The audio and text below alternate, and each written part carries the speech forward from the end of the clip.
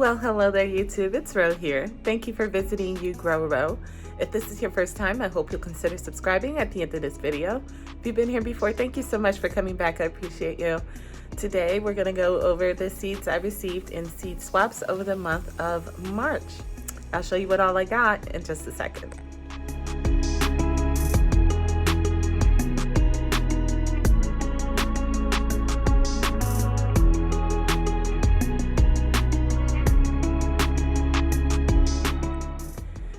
Before I get into the swaps that I did for the month of March, I do want to tell you guys that I don't intend to do one of these videos for the month of April. I have been doing a little bit of swapping, but not much, and these videos just take a lot of work. And there's so much coming up in the garden. I think you guys would rather see that than see me do these videos. So I'm going to skip the month of April, and maybe we'll come back in May and go over what swaps I get in that month. All right, but let's check this out. Can you believe I've already had seed swaps from 2 countries? But we're starting out from Greenleaf, Wisconsin. From there, I got the pink ruffled tomato. It's beautiful, ranges in weight from 2 to 6 ounces. Nice flavored. I love how fluted it is with the green shoulders. Looking forward to growing this one at some point. I do tend to like ruffled tomatoes. Next up is the German red strawberry. This was the tomato I did the trade for. Doesn't that look absolutely scrumptious? It's an heirloom, and the flavor spectrum runs broad and deep. I don't know what that means, but I want to know. I also got the white currant tomato. I definitely did not trade for this one.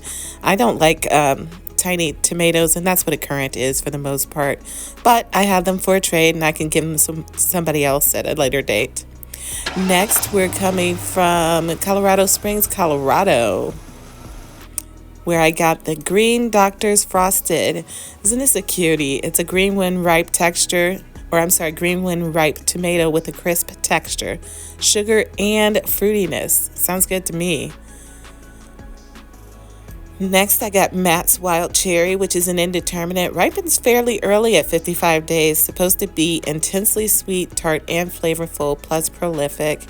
Plants are vigorous and disease resistant. We'll find out for ourselves.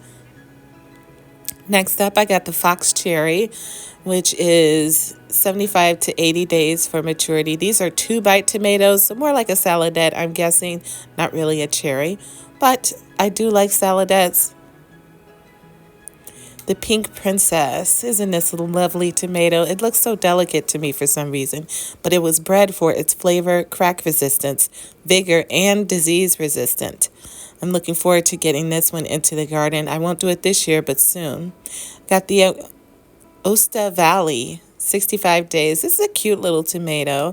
Fruits stay blemish-free for weeks on the vine. You're not supposed to be eating these fresh. You could, but it's better when you roast them or preserve them.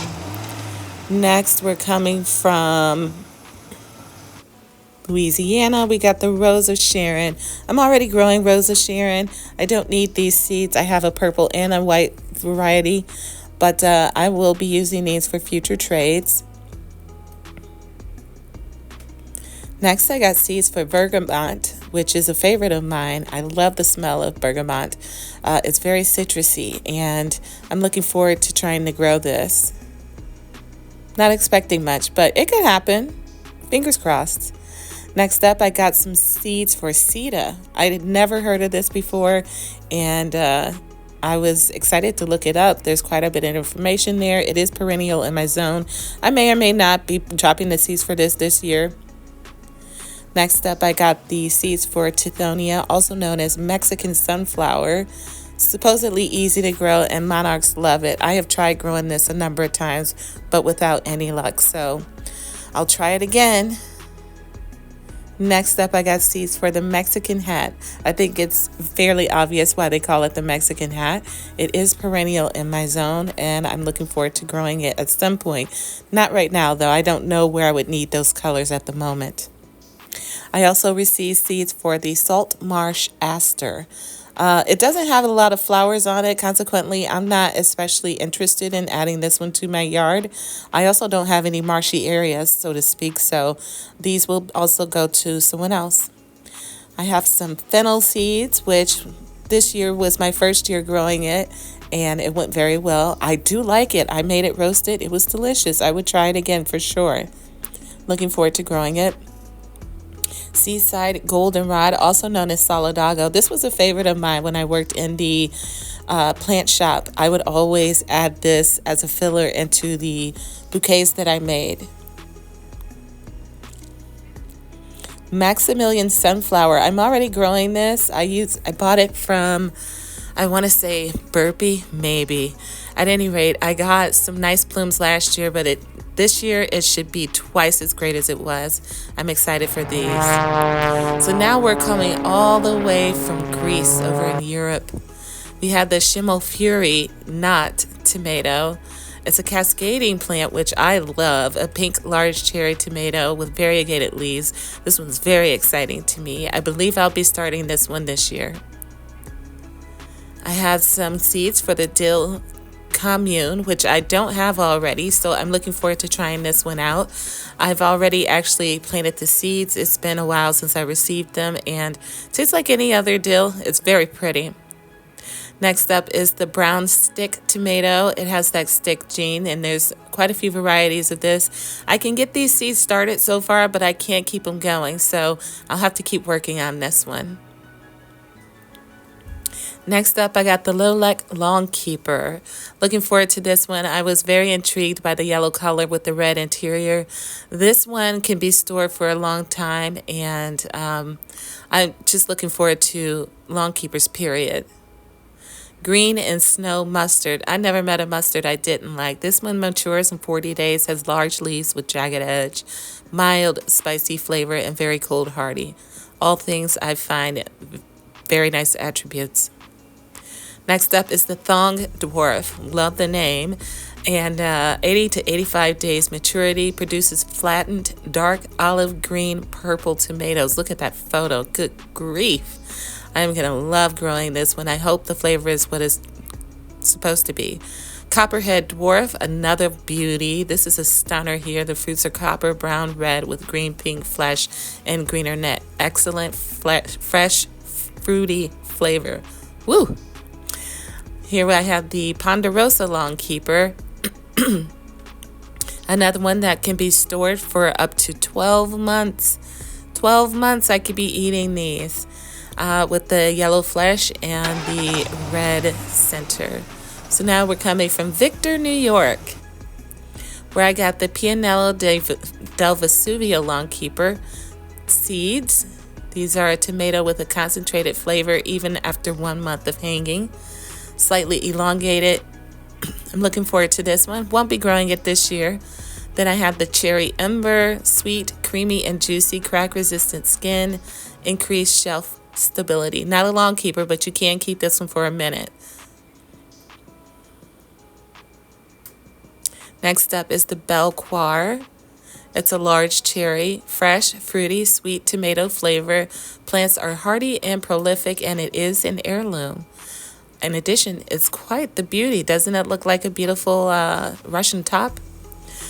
Next up is the Curly Kale. I'm looking forward to growing this. It grows almost in that stick type columnar tomato. Looking forward to it. Then we have the Yellow Okra Dwarf Tomato. Does it look very dwarf, does it? It looks very big. It says that it has a delicious smoky flavor, which I find odd, being that the tomato is like a yellow. Then we have the Green Zebra. I already have seeds for this. This is just going to go to somebody else. I'll use them for a trade.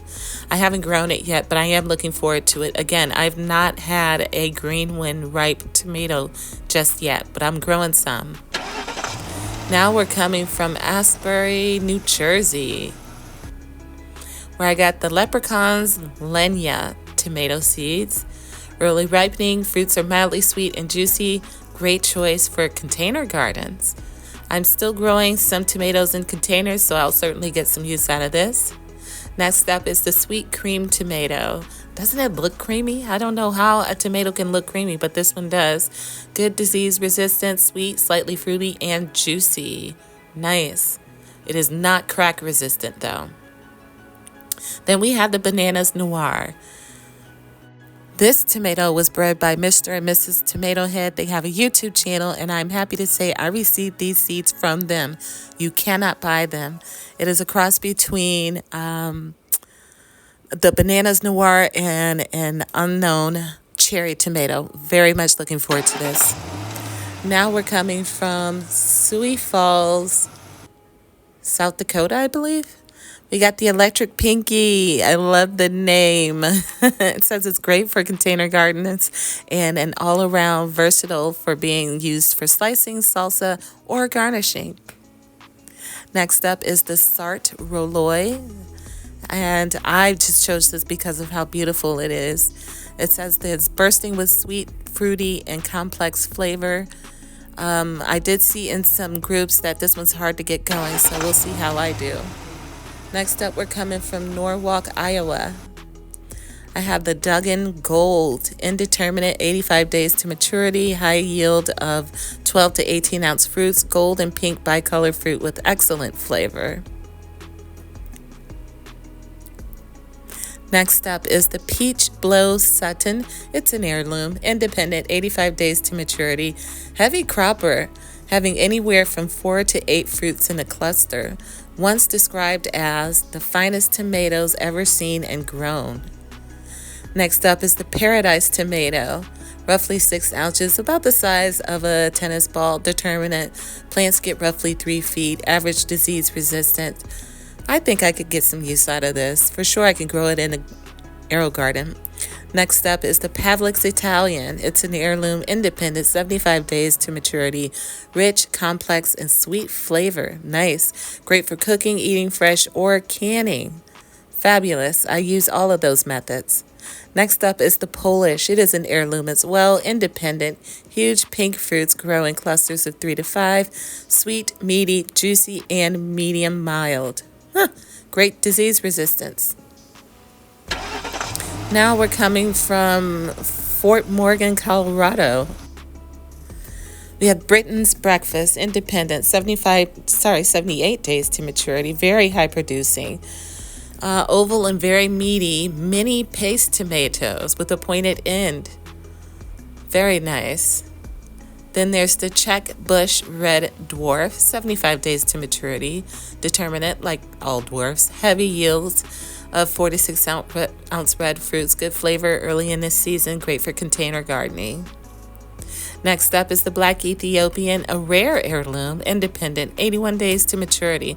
The flavor is very good, one of the best of black varieties. I can't wait to test that out. The plants produce very heavily. Isn't it a gorgeous one?